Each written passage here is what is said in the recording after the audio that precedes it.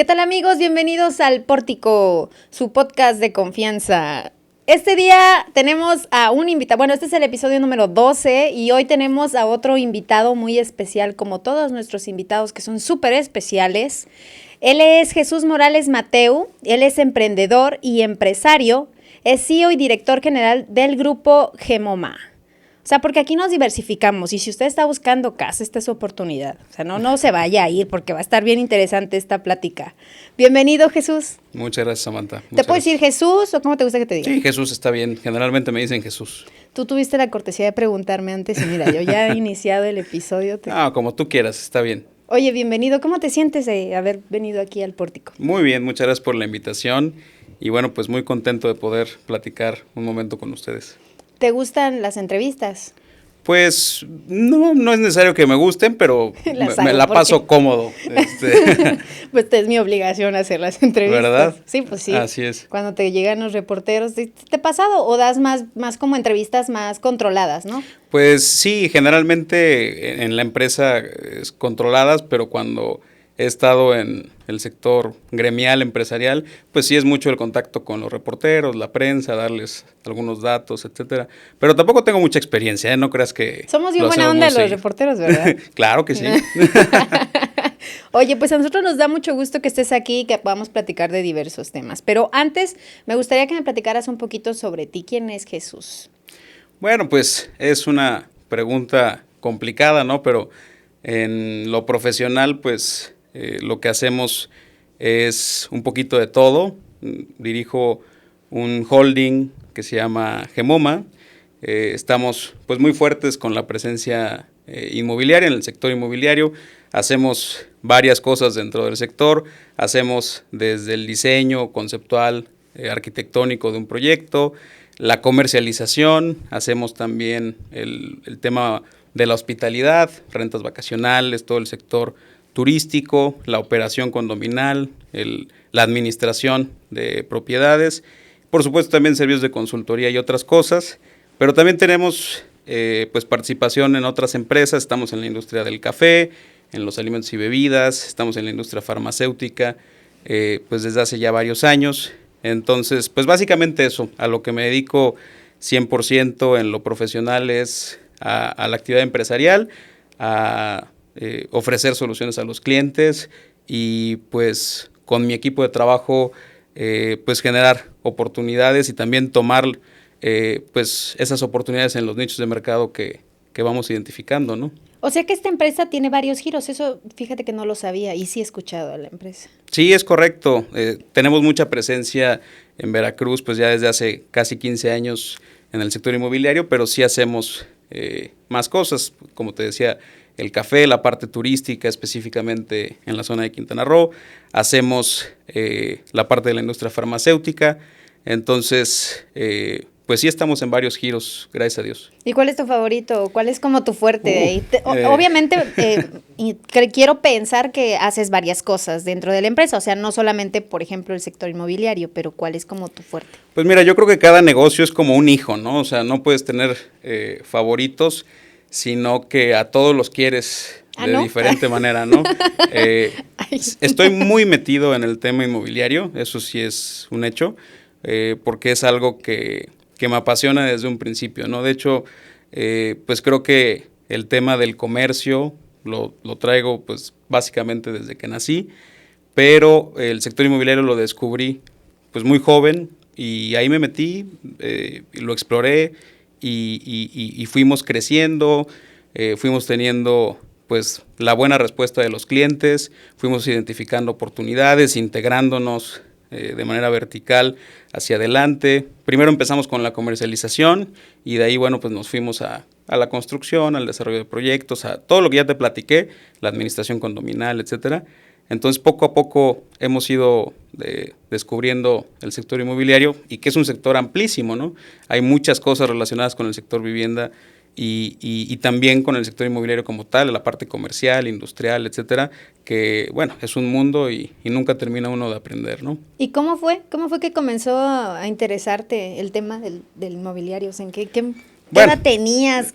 No sé, ¿quién te motivó? ¿Cómo fue? Pues la historia es un poco curiosa porque pues siempre he sido muy inquieto en los negocios, de niño en la primaria. A ver, ¿cómo es eso? ¿Cómo es eso? ¿Cómo es eso? Desde niño en la primaria. ¿Qué? Sí, comercializaba, pues lo de siempre, de los niños que tienen como esta habilidad del comercio, ¿no? O sea, eres el niño que llegaba a la escuela y decía, ¿qué onda acá? Les vendo cabezónicos, cuando los cabezónicos de Coca-Cola, no sé si se acuerdan. Sí, que eran como los hielocos. Exactamente, los dulcecitos, llevar cualquier cosa que se pudiera comercializar, pues siempre yo era ese chavo. Y bueno, desde la primaria. Desde la primaria. ¿Cómo qué año? ¿No te acuerdas? Pues el nombre de Gemoma nace en primero de primaria. Es la primera vez que yo recuerdo escribirlo. ¡Órale! Y de hecho por ahí tenemos el logotipo que hice en ese momento. Entonces el nombre como tal nace en primero de primaria, pero es en sexto de primaria cuando descubro el sector inmobiliario. Y bueno, la historia es chistosa porque pues cuando mi familia, en este caso mis papás, necesitaban pues mudarse a otro espacio, pues de repente yo me salgo a buscar casas. Recuerdo que mi papá estaba en un banco haciendo trámites y yo de repente me puse a caminar la zona y encontré una casa que tenía una lona de venta y tomé foto y llamé, pregunté la información. Y cuando salió mi papá de la sucursal del banco, pues le di la información, le dije, oye, esta casa como que me parece se ve interesante. Ajá. Y bueno, apoyé ahí en la negociación, nos sentamos en el comedor del dueño de esa casa en ese entonces y negociamos precio, etcétera. Obviamente la fue a ver mi mamá, mis hermanos y eso. Y de ahí como que sentí una emoción. Ajá. De hacer como toda la transacción. Sí, pero sobre todo la cara y la sensación que te dan los clientes, ¿no? En este caso no eran mis clientes, eran mis papás. Pero ¿no? tú te veías ahí. Pero hay una emoción. Y entonces, te veías reflejado, supongo, en esta persona, ¿no? Sí. ¿Era un asesor? No, era el propietario de la muy casa. Bien. Y después yo dije, aquí hay algo que me interesa. Y me fui metiendo, busqué, pues primero con contactos, ¿no? Amigos, familiares, oye, ¿te ayudo a vender tu casa? ¿O cómo es esto? Etcétera. O sea, desde la secundaria. Sí, obviamente la negociación que hice con la familia, pues no cobró comisión, ¿verdad? Y no y existía tú decías como que, tal. A ver, aquí falta algo. Exactamente. Y luego, pues fue bien padre porque pues le hablé a amigos, familiares y esto, y básicamente todos pues me decían que no, que estaba yo muy chavo, que cómo iban a confiarme, y tienen razón un poco, cómo iban a confiarme su casa en venta, etcétera. Y entonces cambié un poco la estrategia. Dije, a ver, los familiares y los amigos cercanos me están diciendo que no, pues ahora voy a buscar a los que no me conocen. Ajá. Y entonces lo que hacía era que me salía a ver propiedades, veía alguna lona que tuviera el teléfono directo del propietario y le hablaba. Entonces le preguntaba si quería que vendiera su casa. Como pues siempre desde chavo he tenido una voz un poco más grave de la edad, pues pensaban que era yo un señor, ¿no? Y además la fingía un poquillo, ¿no? No me imagino. Y concertaba la cita y ya cuando me veían me decían, oye, mijo, hablé con tu papá. Y yo le decía, no, señor, habló conmigo. ¿Y te vestías normal o le metías así como? Sí, no, en las primeras citas, sí, la verdad, muy formal. Ajá. Porque sí creo que cuando eres chavo y quieres, pues, generar una buena primera impresión, pues tienes que echarle más ganas, ¿no? Porque sí, la edad puede ser un obstáculo de la confianza con los clientes, ¿no? Poco a poco se ha venido pues relajando eso y bueno, ya de repente había citas donde pues por la escuela pues tenía que ir a mostrar las casas en uniforme, ¿no? De la escuela. Y sí, siempre pasaba que me decían, oye, hablé con tu papá o hablé con tal, y no, les decía, no, habló conmigo, Y bueno, ya después... ¿Y no se molestaba? ¿No hubo gente que se molestara? No, fíjate que la verdad siempre me recibieron muy bien, porque lo que sí hice, obviamente cuando ayudé a la negociación con mis papás, pues no tenía ningún conocimiento del medio. Pero recuerdo que lo primero que hice fue irme a comprar un libro de Pedro Trueba, que eran las 10 del asesor inmobiliario perfecto.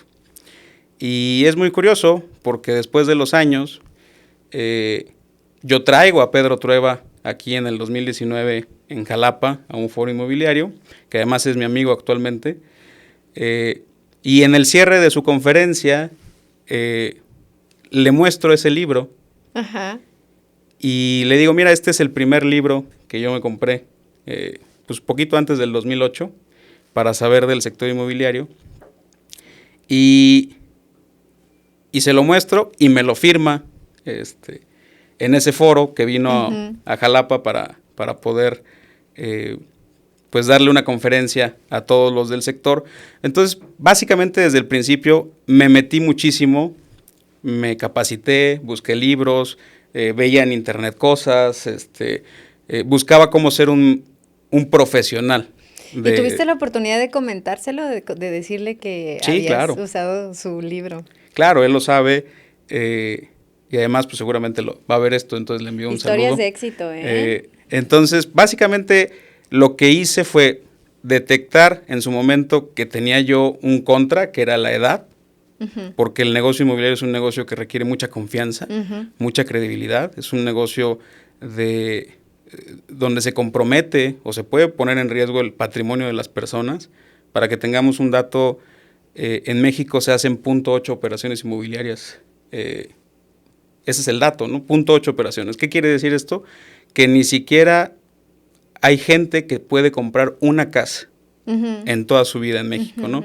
Entonces es un dato bien interesante porque es una de las decisiones financieras que te pueden cambiar la vida, claro, para bien o para mal. Y no solamente desde el aspecto económico, sino también, pues la casa es el núcleo donde se desenvuelven las personas, ¿no?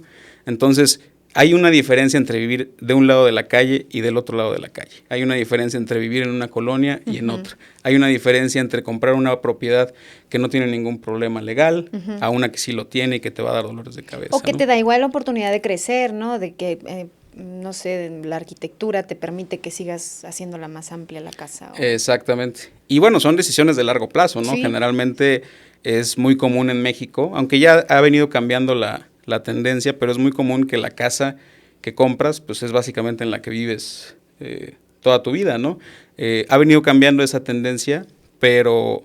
En Estados Unidos es más común, ¿no? Que compras una casa, la vendes y compras otra. Claro. Y la vendes y compras otra. Y que aún así el dato no es muy lejano, ¿eh? El dato en Estados Unidos es 1.3 operaciones. O sea, ¿cuántos puntos son de diferencia? Pues son 5 puntos. Okay. El tema es que en Estados Unidos, pues 1.3 significa que la gente por lo menos compra una propiedad en su vida. En México ni siquiera llegamos a una, ¿no? Entonces, eso es el nivel, digamos, de responsabilidad que tenemos los asesores inmobiliarios, porque somos los intermediarios en operaciones de alto valor que pueden poner en riesgo el patrimonio de una familia completa o ser un acierto enorme que les pueda cambiar la vida para bien, ¿no? Y esto lo fuiste descubriendo desde esa edad, con el paso de los años, o sea, en este camino de que te empezaste como a profesionalizar. Sí, definitivamente. Y como te decía hace rato, nunca dejas de aprender algo nuevo. Las leyes cambian todo el tiempo, de repente hay que hacer algo que antes no había que hacer, etcétera. Y ahí es donde pues tenemos que seguir profesionalizándonos para darle a las personas esa certeza de que pues su inversión está segura y que puede ser una inversión de largo plazo positiva, ¿no? Que les cambie la vida para bien. ¿Qué cosas has ido detectando en este camino respecto a la vivienda o a la gente cuando compra? Como que, ¿qué has visto? ¿Cuáles son como los puntos débiles o más o menos qué has encontrado? Pues mira, hay muchas cosas, ¿no? Cada cliente es diferente, cada cliente tiene necesidades especiales.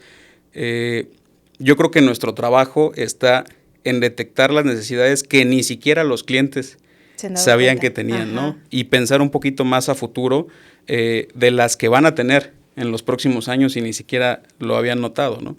Y bueno, hay muchas, ¿no? Hay clientes que necesitan un buen producto financiero. Hoy en día, pues las tasas de interés están subiendo, entonces hay momentos y hay productos específicos. Hace algunos meses donde la tasa estaba muy baja, bueno, pues si pudiste asesorar a tu cliente para que se cerrara un crédito hipotecario con esa tasa en un formato de tasa fija, pues hoy su crédito en realidad está ganándole a la inflación, ¿no? Porque la tasa de interés al momento en el que se graba esto está en el 11%, y había créditos hipotecarios hace algunos meses que se firmaban al 7.5%. Entonces, en realidad, tu pago fijo durante 20 años pues está congelado con referencia a la inflación, ¿no? Entonces, esos son de las decisiones que podemos ayudar a tomar a los clientes. Ese es el tema financiero, ¿no?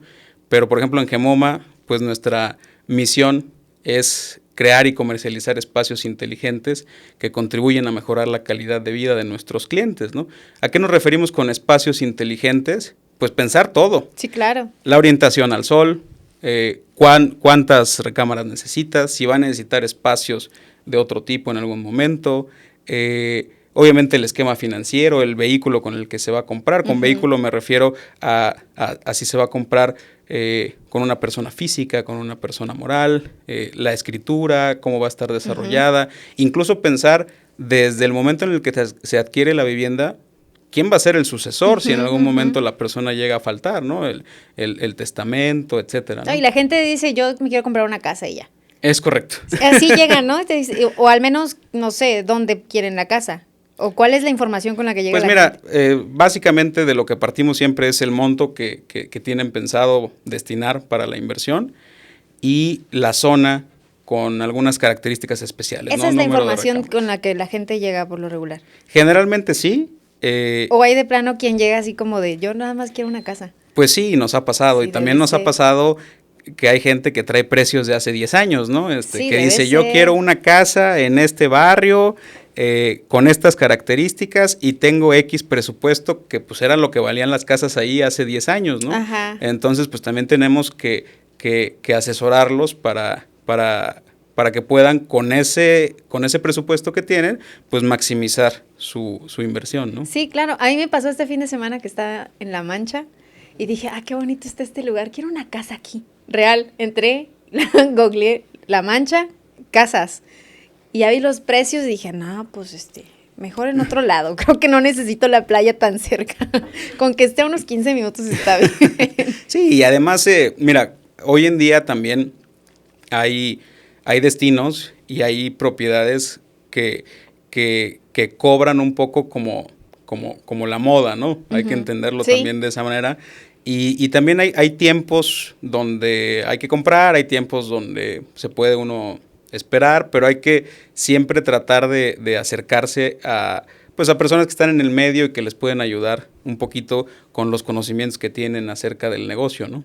Sí, justo lo que decías también de la moda. Hubo un tiempo en el que, por ejemplo, la zona de Briones, no sé, no recuerdo la comunidad, pero está así como al fondo, que pertenece a Coatepec y estaba muy barato. Sí. Era una zona súper barata. Y ahorita es de lo más caro que hay. Toda la zona de Briones. Sí, mira, el sector inmobiliario va alineado con las tendencias sociales, ¿no? Al final, una propiedad es como el ancla de todo lo demás que sucede en una ciudad, ¿no? Por eso es importante que las políticas de vivienda pues puedan ser más flexibles, que nos permitan desarrollar pues más y mejores unidades, propiedades, y que puedan poner a la disposición de los clientes pues temas que resuelven sus necesidades, ¿no? Las ciudades hace muchos años crecieron en un modelo americano, ¿no? Que es el modelo en el que se utiliza el coche para todo. Y en México nos trajimos ese modelo y de repente empezamos a hacer ciudades que te cuesta cruzarlas 1 hora, hora y media, ¿no? Porque tienen 100 kilómetros de extensión, cuando en realidad podemos hacer un reciclaje de espacios. Te hablo, por ejemplo, de los centros históricos de las ciudades, que generalmente en México tenemos un problema con los centros históricos porque tienen vida de día por las oficinas, generalmente de gobierno, también algunas públicas, privadas, etcétera, y en la noche se mueren. O generalmente están acompañados muy ligados de vida nocturna, ¿no? De discotecas, bares, de antros, bares, etcétera. Y lo que tenemos que hacer es esas mismas propiedades que ya existen en el centro, que ya tienen la infraestructura, pues poderlas reutilizar y así evitar que también los gobiernos pues tengan que llevar infraestructura a otros lugares, etcétera. Pero ¿qué pasa? Que en la mayoría de las ciudades del país nos topamos con un tema que es la ley de desarrollo urbano, ¿no? Generalmente, la ley de desarrollo urbano, dependiendo del municipio, te pide ciertos metros cuadrados mínimos y por lo menos un cajón de estacionamiento. Entonces, ¿cómo vamos a hacer que las personas dejen de usar el vehículo si la ley te exige tener, y ojo, pagar una cochera? Porque el hecho de que construyas una cochera, pues tienes que cobrarla, ¿no? Entonces, hoy las tendencias han cambiado, las personas buscan vivir más cerca de su centro de trabajo, de donde está su zona de influencia o de movimiento, pero de repente se topan con que tienen que comprar 50 metros cuadrados o más, y una cochera cuando a veces ni siquiera coche tienen o ni coche necesitan, ¿no? Sí, claro. Si tú vives en el centro, trabajas en el centro y haces tu vida en el centro, pues ¿para qué quieres un coche? ¿No? Es mejor ahí moverte caminando. Exactamente, o puede ser un medio de transporte público, etcétera. Sin embargo, tú tienes que pagar por el coche.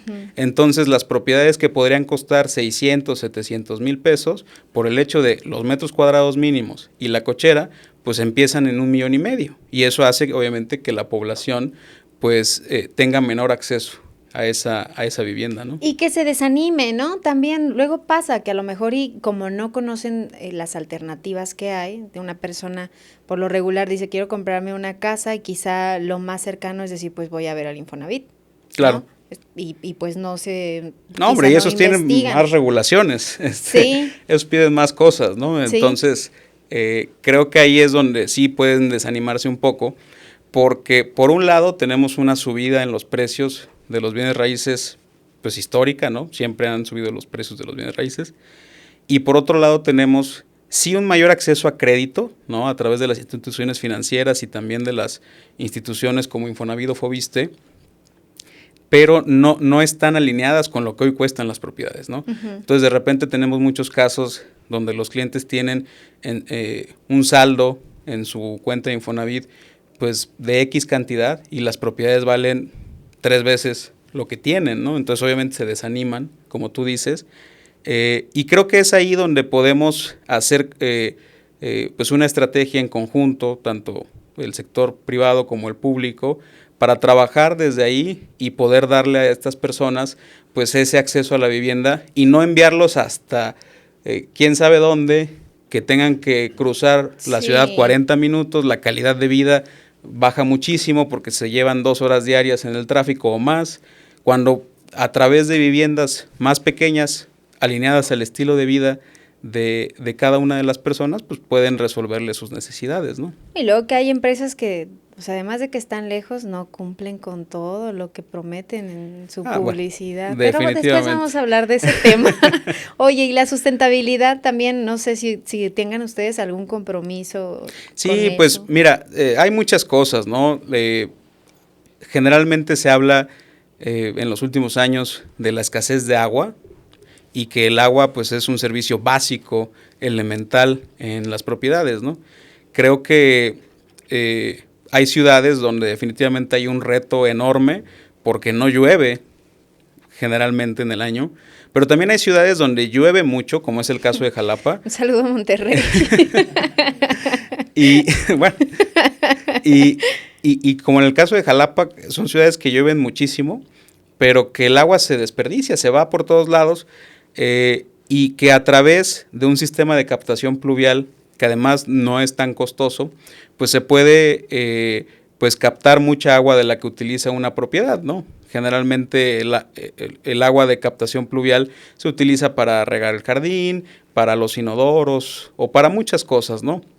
Entonces sí creo que puede haber ahí un trabajo igual del sector público y privado para poder pues llevar a cabo incentivar, ¿no? El uso de esta captación pluvial. Yo creo que ya debería de ser básicamente obligatoria Sí. en los proyectos inmobiliarios, que para que te autoricen un permiso de construcción deba de llevar algo de captación pluvial, ¿no?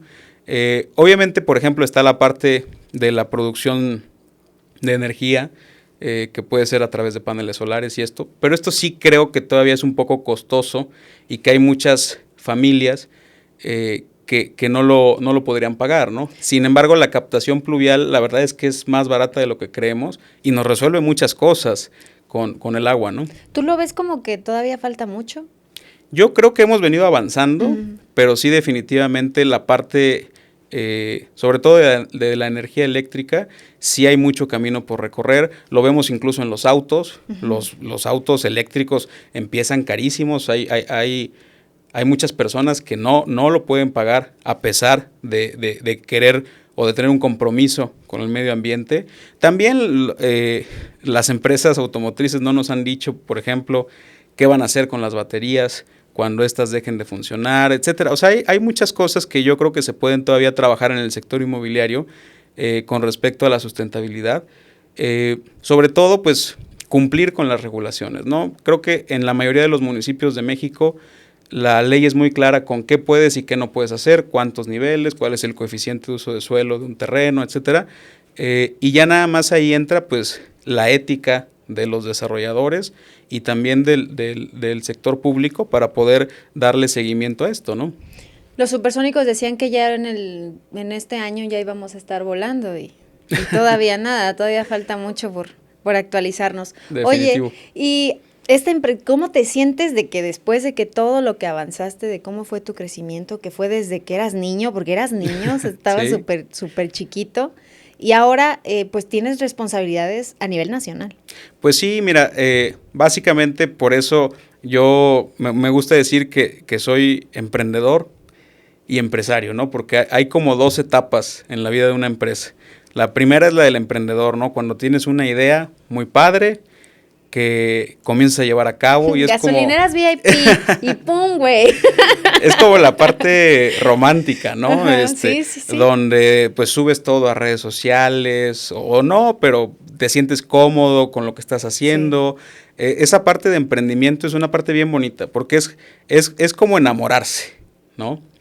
Y ya luego viene la parte del empresario, que es cuando ya te das cuenta que tienes un montón de personas que dependen de ti, que hay un montón de clientes a los que puedes quedarles bien o mal, y que tienes un montón de responsabilidades que cumplir, obviamente impuestos, sí, claro. Prestaciones, todo SIMS, el tema Infonavit, administrativo, el tema administrativo, es un tema complejo y ahí viene la vida del empresario, sí. ¿no? Que además es una vida, bueno, muchos empresarios lo han dicho, ¿no? Es una vida bastante solitaria, ¿no? Porque no todo el mundo entiende por lo que está sucediendo, por lo que estás pasando, lo que estás viviendo. Y entonces, pues, definitivamente nosotros, pues, gracias a Dios y a la respuesta de los clientes, pues ya estamos en esa etapa de empresarios donde hay que... Ya pasó el enamoramiento. Exactamente, ya estamos... ya está el compromiso. Es ya. Correcto. Entonces, pues sí, definitivamente... pero eso te hace, cuando tú asumes esa responsabilidad, la aceptas, pues te hace quererte convertir en una mejor persona, ¿no? Para tu equipo de trabajo, para tus clientes, porque al final, pues lo que la gente ve de lo que es una empresa, pues es bien poquito de todo el sistema que hace que eso se logre, ¿no? Al final, el equipo de trabajo creo que es fundamental para poder lograr cosas, pues, inimaginables, ¿no? Claro. Oye, ya aprovechando que te tenemos aquí, me gustaría que en este momento te dirijas hacia tu cámara y nos des unos tips, porque la verdad yo también quiero comprar, ¿eh? Yo estoy en eso, y ahorita nos compartimos número de teléfono y eso. Tengo poquito ahí, unos cuantos puntos de Infonavit, espero que me alcance para pues, algo. No, con todo gusto, claro que sí. Pues, a ver, ¿qué consejos les puedo dar? Primero, pues, obviamente que detecten cuáles son sus necesidades, sobre todo que las escriban para tenerlas muy claras. Pues sí tener si te vas a casar, si vas a tener hijos, cuántos hijos quieres tener. Es correcto. También, por ejemplo, no es necesario fundamentalmente que sea una vivienda, puede ser una propiedad de inversión. Y entonces cuando es una propiedad de inversión, que tengas muy claro que el negocio inmobiliario es un negocio de largo plazo. O sea, hay muchos negocios donde puedes invertir dinero y ganar dinero en un mes, en 2 meses, en un año, ¿no? El sector inmobiliario es un negocio de largo plazo. Es un negocio donde probablemente comiences a ver beneficios después de 5 años o más. Entonces, al ser un negocio de largo plazo, pues así hay que concebirlo y esos son los objetivos que hay que anotar, ¿no? Otro, pues sí, tener mucho cuidado con las propiedades, que la documentación esté en orden, que pues también que no todo lo que brilla es oro. Se ha acercado muchas personas conmigo, a veces me envían mensajes y me dicen, oye, Jesús, ¿cómo ves esto? ¿No? Y me envían de repente terrenos. Sí, eso te iba a decir, los terrenos. Con mensualidades muy bajas y que 46 o 48 meses y casi un regalo, etcétera. Y yo sí les digo, pues que tengan cuidado y que revisen muy bien que los documentos estén en orden, la experiencia del desarrollador, ¿no? Oye, pero muchas veces pueden ser hasta falsos, ¿no? Los documentos. Pues mira, eso habría que revisarlo. Ha pasado de todo, ¿no? Sí, claro. Ha habido propiedades que se venden 2 o 3 veces a diferentes dueños la misma propiedad. Entonces, por eso hay que... Y además cada uno de los dueños tiene su escritura. Sí. Entonces, por eso... es un relajote. Sí, por eso Peor es bien importante. Peor que la casa del abuelo peleada por todos los nietos. Bueno, eso es... Similar. Que además es importante... pues sí, revisar todos los documentos, que además todos los documentos coincidan. Hay que recordar que el sector inmobiliario, especialmente la parte de titulación, que es como esta parte de la escritura y eso, no ha avanzado tanto como han avanzado otros sectores. Por ejemplo, la industria automotriz. Hoy por un coche te entrega una factura que tiene un número de serie y el que tenga esa factura con ese número de serie, pues es el dueño del coche, ¿no?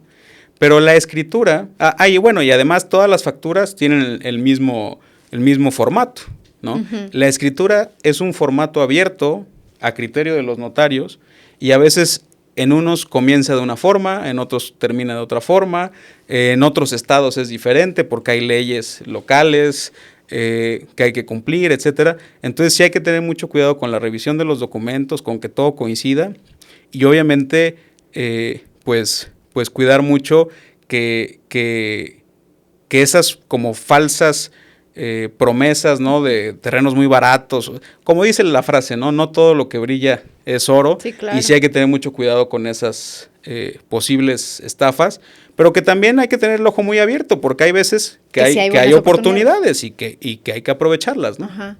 No, pues para mí todo se resume en que mejor te llamen a ti y que pues la empresa se haga cargo, ¿no? La verdad, porque si no uno puede ahí cometer varios errores.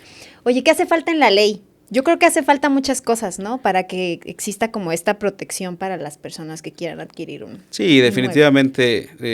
Hay en todo el país muchos ayuntamientos que han avanzado mucho, porque hay que recordar que el tema inmobiliario pues lo regulan los 3 niveles, ¿no? El municipal, el estatal y el federal, ¿no?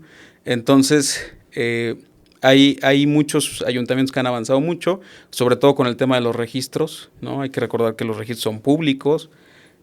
También hay estados, por ejemplo, que han avanzado mucho con el catastro, ¿no? Donde hay ciertas regulaciones importantes. Pero creo que sobre todo donde tenemos que trabajar o poner el foco durante los próximos años es en lo que comentaba hace rato, que es que la mayoría de las leyes restringen el desarrollo de propiedades a ciertos metros cuadrados y al menos una cochera. Entonces, cuando tú haces eso, encareces la vivienda. También lo que haces cuando pues, en lugar de... Hay como teorías, ¿no? Acerca del tema inmobiliario, donde hay que regular más, ¿no? Y yo estoy de acuerdo en que hay ciertas cosas que hay que regular más para que no se... para que no se afecten ciertas situaciones, como por ejemplo el número de niveles que puedes construir, lo que puedes utilizar del terreno. Yo en eso estoy de acuerdo, pero también creo que hay políticas de vivienda que en lugar de regular o sobreregular, hay que favorecer. porque lo peor que le puede pasar al sector inmobiliario es que se deje de producir vivienda. Porque cuando tú dejas de producir vivienda, es como lo que está pasando ahorita con los coches. Cuando tú vas a una agencia, hoy no hay coches. Y entonces, si no hay coches, ¿qué pasa? Los coches se vuelven más caros, los que hay disponibles. Con la vivienda pasa lo mismo. Cuando tú dejas de producir vivienda, hay menos oferta. Y al haber menos oferta, la vivienda se encarece. Y la vivienda es un derecho humano. Entonces, ese es el único tema que creo que habría que fortalecer y ver cómo podemos darle el acceso a la vivienda digna, además es un derecho constitucional, a todos los mexicanos, ¿no? Además, esto cambia mucho según la región. No sé si tú ahí nos pudieras platicar más o menos como cuáles son las diferencias entre una vivienda o los tipos de vivienda en Veracruz. Por ejemplo, es más, mira, en Jalapa y el puerto de Veracruz, ¿no? Sí, claro. Hay muchísimas diferencias. No sé, Cancún, por ejemplo, en comparación con Veracruz Puerto. Pues mira, lo que pasa es que México es tan grande que tiene necesidades diferentes en cada una de los espacios de donde hablemos, ¿no? Cancún, por ejemplo, es una ciudad que se está transformando y que está teniendo necesidad de vivienda para personas que viven y trabajan en Cancún. Hace muchos años necesitaban hoteles, era más turístico, ¿no? Exactamente. Y ahora lo que tiene es una ciudad que es un ancla de desarrollo y que hay mucha gente que está llegando ahí a vivir, a desarrollarse con sus hijos, necesitan servicios, servicios públicos, por supuesto, equipamiento urbano. Jalapa, por ejemplo, es una ciudad un poco más antigua, es una ciudad más desarrollada en cuestión de infraestructura. Es una ciudad que carece de muchas cosas. Hay algunas zonas donde se presentan inundaciones importantes cuando llueve. Hay algunas otras zonas donde de repente, pues ya lo hemos visto, no tenemos agua por semanas. Hay caos vehicular, ¿no? Entonces hay infraestructura que hay que resolver. Por ejemplo, en Jalapa, yo creo que uno de los principales problemas es el suelo, las características del suelo, que lo hacen difícil de construir y además costoso. Lo que tienes que contener en la tierra, cimentar para poder levantar una propiedad es costoso. Y también urbanizar es demasiado costoso, ¿no? Eso es una. Y la otra es que alrededor de Jalapa hay pues áreas naturales protegidas que forman parte del bosque de niebla y eso pues hace que la tierra sea limitada. Y lo que platicábamos hace rato, el hecho de tener tierra limitada hace que la tierra sea escasa. Y al tener tierra escasa, pues lo que hace es que sea más cara, ¿no? Muchos se preguntan por qué es más caro un metro cuadrado de tierra en Jalapa que en Veracruz Puerto. Si en Veracruz Puerto, pues probablemente hay otra infraestructura, es una ciudad más grande, tiene otros servicios, etcétera. Bueno, pues es justamente por la escasez de suelo de calidad para construir, ¿no? Entonces, creo que Jalapa, una de las características fundamentales es, en lugar de seguir haciendo, digamos, horizontal la ciudad, poder empezar a reconvertir espacios y hacerlos de manera vertical y con eso, pues evitar traslados más largos, que los gobiernos, como decía hace rato, tengan que llevar infraestructura cuando se pueden pues invertir esos recursos en algunas otras cosas. Pero bueno, hablando por ejemplo de Veracruz Puerto, Veracruz Puerto tiene un déficit de vivienda impresionante, ¿no? Hay más necesidad de vivienda de la que hay actualmente ofertada en el mercado, ¿no? Entonces, ¿y eso por qué ocurre? Porque hay mucha gente que quiere vivir ahí en la zona del puerto, o pues, porque hay mucho de... Lo que pasa es que cuando hablamos de necesidad de vivienda o de déficit de vivienda, es que hay gente que necesita la vivienda, es decir, que necesita comprar. Eso no quiere decir que haya gente que pueda comprar, claro. ¿no? Por eso creo que es bien importante que sí trabajemos en la iniciativa privada y con el sector público en hacer más accesible la vivienda para todos, porque lo que estamos haciendo ahorita simplemente ha sido encarecer y encarecer y encarecer la vivienda. Entonces obviamente la pirámide se va cerrando cada vez más de quienes pueden tener casa y quienes no van a poder tener casa nunca, ¿no?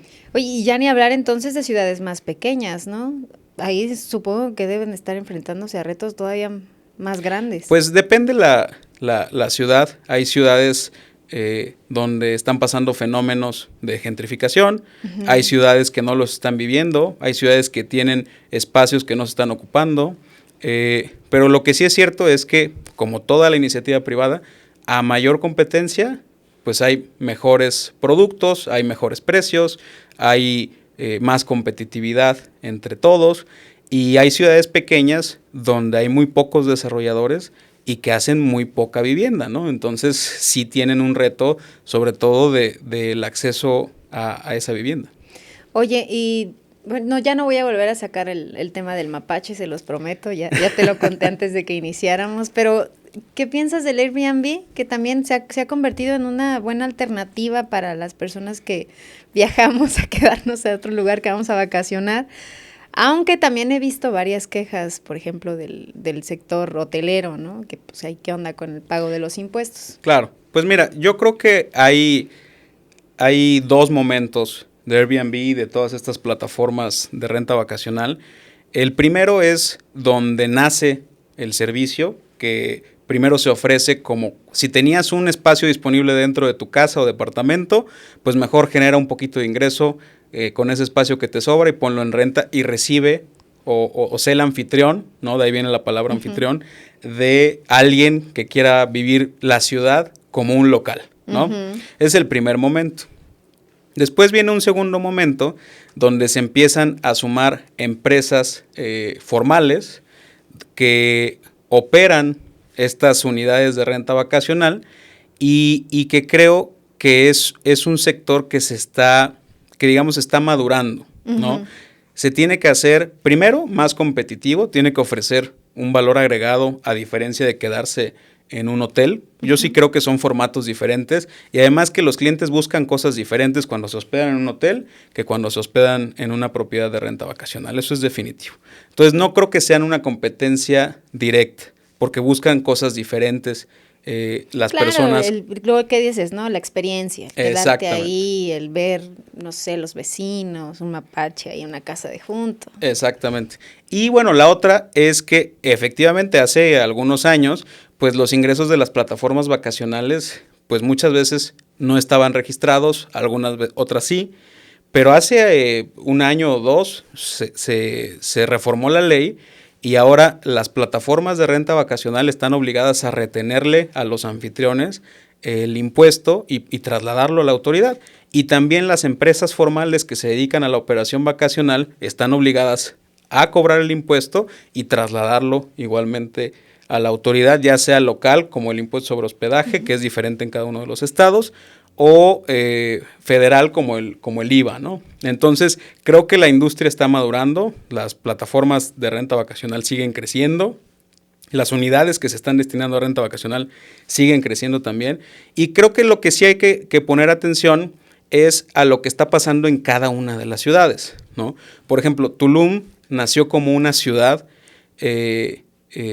pues normal del pueblo maya, etcétera. Después se fue posicionando en el mercado, te hablo de los años 2000, y luego del 2013, 2014 a la fecha, pues tuvo un boom impresionante que todo el mundo quería ir a Tulum, etcétera. Entonces, lo que pasó en Tulum es que hoy es una ciudad prácticamente de hoteles y de condohoteles, ¿no? Estas propiedades de alquiler vacacional. Y entonces, Tulum no tiene un problema como lo que sí está pasando en la Roma y en la Condesa, en la Ciudad de México, donde efectivamente los propietarios de los edificios, etcétera, pues están al vencimiento de los contratos de arrendamiento de largo plazo, están pidiendo pues que desocupen los departamentos, las casas, para poder ponerlos en estas plataformas y poder buscar algo más de ingreso, ¿no? Creo que aquí hay dos derechos que se anteponen. Primero quiero decirte que no soy abogado, pero creo que hay dos derechos que se anteponen, ¿no? Uno, pues es que en la propiedad privada, pues uno es libre de decidir qué destino darle y qué hacer con ella, ¿no? Pero la otra también es la vivienda. Entonces, lo que sí es cierto es que se tiene que regular que no haya abusos, que no se saque a las personas de sus viviendas si los contratos de arrendamiento no han vencido, que no empiecen a pasar estas cosas como, pues ya sabes, ¿no? Que les pongan chinches, lo que sale en las películas, ¿no? Para poder, o que los comiencen a molestar. Entonces creo que si se evita eso, no tendremos ningún problema. Y hay otras ciudades en el país que pues también puede ser una buena fuente de ingresos y de atracción de turismo para posicionar las ciudades y los destinos hoy en un mundo que primero todo el mundo puede viajar, todo el mundo tiene acceso a viajar, que las condiciones sociales han cambiado desde la pandemia, pues mucha gente trabaja en línea, vive en donde quiere, un ratito en cierta ciudad, otro ratito en otro lado, pueden trabajar incluso para una empresa en otro país y estar desde otro país prestando su servicio. Entonces creo que eso ha sido bueno, pero sí nada más tener cuidado que no existan abusos y que se pueden evitar justamente con la ley, ¿no? Sí, que no se pasen, ¿no? O sea, que cada quien respete lo que le toca. Y yo creo que hace falta una ley de arrendamiento, ¿no? También. Pues es que sí, creo sí que la hay. Surge. Sí la Entonces hay. hace falta que se reforme. Pues mira, es como todo, ¿no? Primero yo creo que hace falta que haya una cultura de denunciar los abusos y segundo que haya un seguimiento por parte de las autoridades de lo que se denuncia, ¿no? Al final creo que la ley está ahí para mediar conflictos, simplemente, ¿no? Entonces sí hay que evitar esos abusos y también pues los empresarios que se quieran sumar a las plataformas de rentas vacacionales y eso, pues que no se pasen, ¿no? Si tienen ahí un contrato de arrendamiento y no vence, pues que se esperen a que venza, que avisen con anticipación a sus inquilinos, etcétera, y que vayamos haciendo un mundo de ganar para todos, ¿no? Entonces, la recomendación a la gente es que no tenga miedo, que se asesore. Pues sí. Que se asesore y que vea para comprarse su casa, ¿no? El sueño. Pues mira, yo creo que hay mucha gente. Dicen que hay dos momentos fundamentales o ideales para invertir en bienes raíces.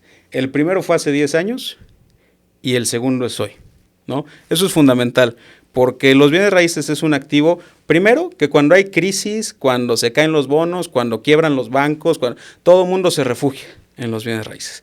Y segundo, que en la historia, pues lo dice la frase, el mejor momento para comprar fue hace 10 años. La propiedad que tú quieras, digo, salvo algunas excepciones que, no sé, le pusieron un relleno sanitario o algo junto o algo así, pero la propiedad que tú quieras se sobrevalúa con el paso del tiempo, ¿no? Porque es una industria que responde a la inflación, ¿no? Oye, ¿y qué opinas aquí en esta zona? Yo he visto que hay como dos zonas que han tenido muchos problemas. No sé si a ti te ha tocado ver, ¿no? Una de ellas es en Coatepec, que está, no recuerdo el nombre de no sé si es un fraccionamiento o algo así, y otro pues en la zona de Las Trancas, que fueron y pusieron ahí algunas casas y que no cumplieron con los servicios. Y ahora están a la renta así al por mayor. Yo creo que la mayoría de esas casas las tienen en renta y pues mucha gente la renta, va y luego se va al mes porque no cuenta ni siquiera con los servicios. Pues mira, es lo que platicábamos, la calidad de vida de las propiedades que están muy lejos de la zona de influencia o de esparcimiento de las personas, pues es muy baja, ¿no? La calidad de vida se diluye. Entonces, lo que hay que hacer hoy es acercar a las personas a las ciudades. Hay un término que se está hablando mucho de él, que son estas ciudades de 15 minutos, ¿no? Uh-huh. Donde tienes un núcleo que puede ser tu casa y tener básicamente todos los servicios públicos y privados que necesitas a 15 minutos. Si tuviéramos esas ciudades de 15 minutos caminando, pues básicamente todas las personas caminaríamos, ¿no? Sin embargo, este modelo americano de ciudades pues hizo que las ciudades se vuelvan de horas, ¿no? Entonces, creo que hay ciudades donde la tenemos un poco más fácil que otras, pero sí definitivamente se puede avanzar en ese sentido, ¿no?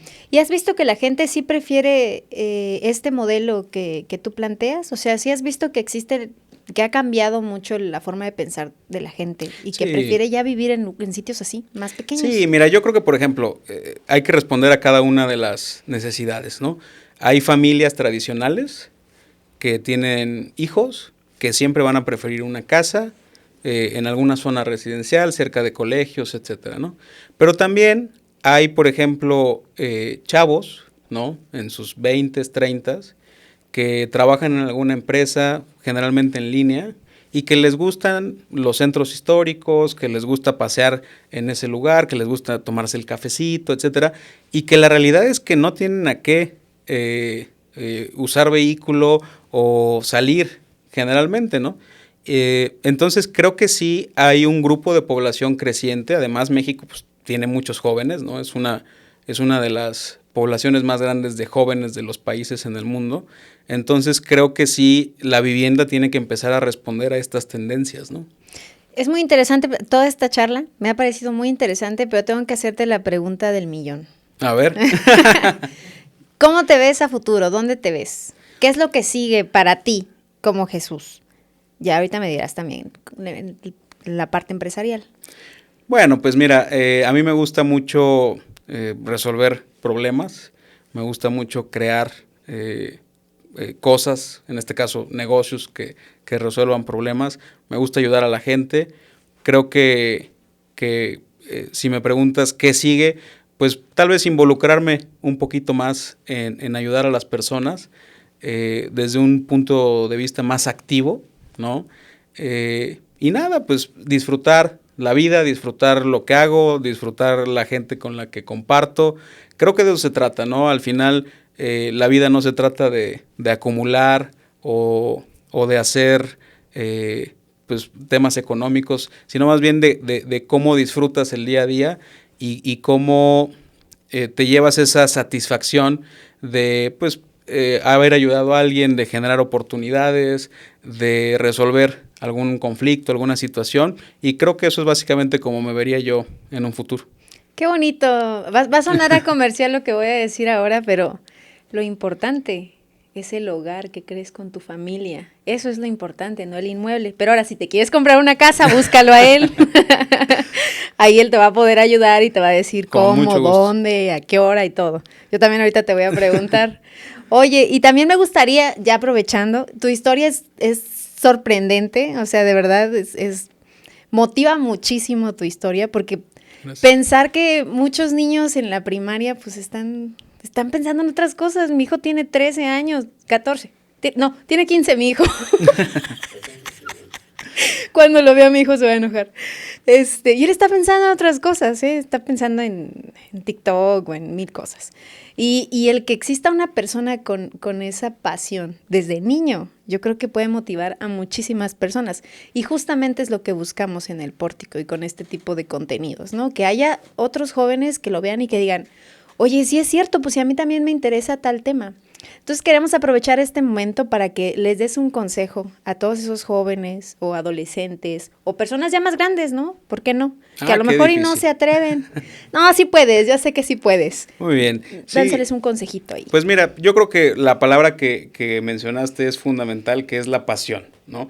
Si tú encuentras algo que te apasiona, algo que te gusta, algo que te hace sentir bien, algo que puedes resolver en el día a día, y puedas generar oportunidades y además hacer negocio con ello, creo que es fundamental.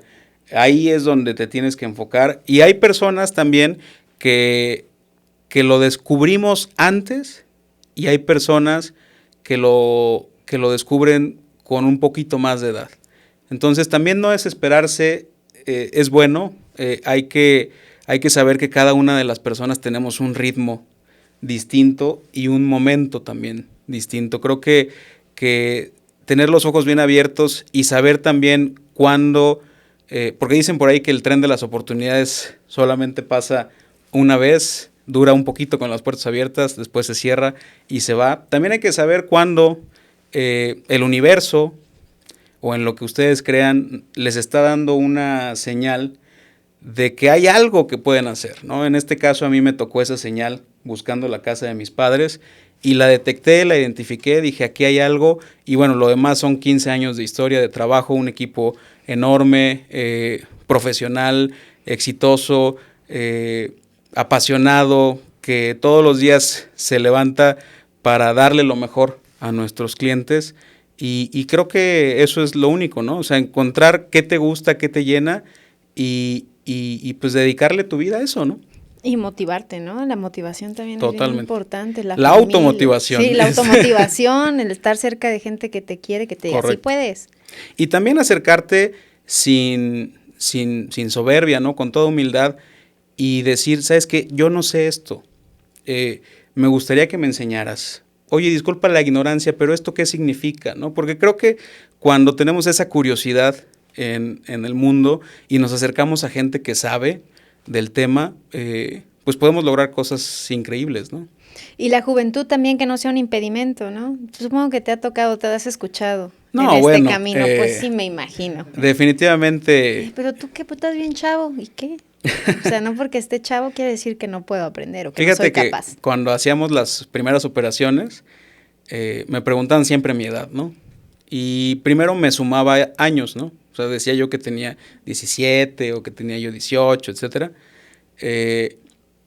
Y luego dije, pues, ¿sabes qué? Ya no lo voy a hacer. Puedo decir mi edad, la que tengo, ¿no? Y entonces lo que empecé a hacer es que les dije, ¿qué le parece si cuando venda yo su casa, le respondo cuántos años tengo? Y entonces se quedaban como muy, pues, curiosos Sí. del tema y lo cumplía, ¿no? Cuando vendíamos la propiedad, pues ya le decía yo cuántos años tenía y bueno, pues obviamente se asombraban, ¿no? ¿Y qué te decían? Pues, no, la verdad, siempre Solo sorpresa. siempre he tenido una buena respuesta de todos. Obviamente en algunas etapas de la vida, incluso me sigue pasando, como como ese rechazo a la juventud, ¿no? De, no, pues lo que tú acabas de decir, no, Sí. tú estás muy chavito, tú qué vas a saber, etcétera. Sí. Incluso gente hasta la fecha, que no me conoce y que de repente tenemos que ver algún tema de negocios o algo, pues de repente se le ve así como la mirada juzgona, ¿no? Cuando me ve entrar y dice, híjole, pero bueno, A ver al si sí final, sabe. Ajá. exactamente, al final yo creo que los hechos y el poderte volver un apasionado del tema al que te dedicas, leer, capacitarte, platicar con gente que sabe, etcétera, pues creo que es lo que habla por sí solo, ¿no? Claro, así es que ya lo vieron, o sea, la juventud no es ningún impedimento, bien diría nuestro presidente, somos el relevo. Definitivo. Oye, pues tus redes sociales, cuéntanos dónde te Claro. podemos encontrar, Sí. pásanos tu WhatsApp, la Bueno. que quiere comprar casa. Sí, pues estoy como Jesús Morales MX en Twitter, en Instagram, y bueno, obviamente la empresa Gemoma, estamos en todas las redes sociales, También hasta en TikTok, TikTok. como tú decías.